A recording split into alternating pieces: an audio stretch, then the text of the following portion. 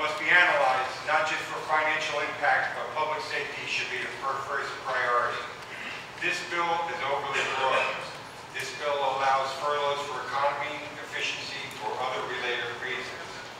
So in effect, the town can institute a furlough at any time or whatever related reason it can develop.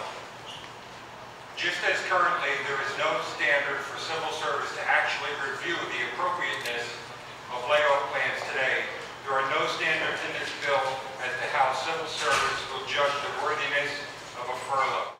This terrible management process continues under Senate Bill 2206.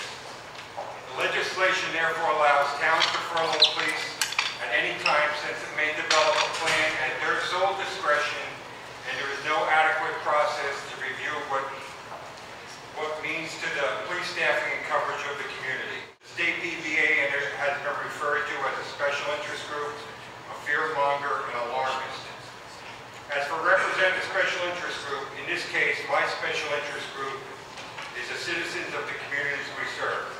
I am neither a fearmonger or an alarmist when I tell you very truthfully that crime is going up due to the loss of officers, and that my members are starting to be concerned on how they are going to do their jobs with less than the low levels we work with now. I would therefore appreciate your efforts to maintain a standard that exists today under Title 4A that keeps the decision to furlough a cop a local one between the PBA and their employer, where the decision is based on public safety.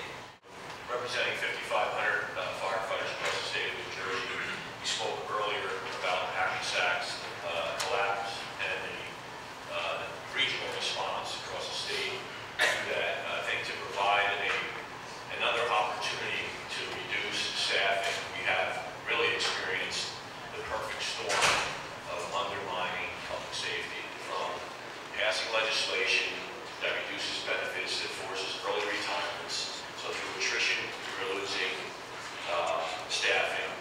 Through cutbacks in municipal aid, through now a 2% cap that will, according to many mayors, result in mass layoffs.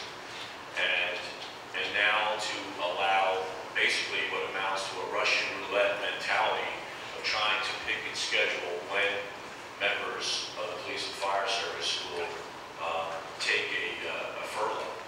We can't plan and we can't schedule collapses. We can't plan and schedule fires, and we cannot plan and schedule incidents of crime. So to allow a furlough situation where we pick and choose the hour and time when we're going to reduce the staffing even further would be a height of irresponsibility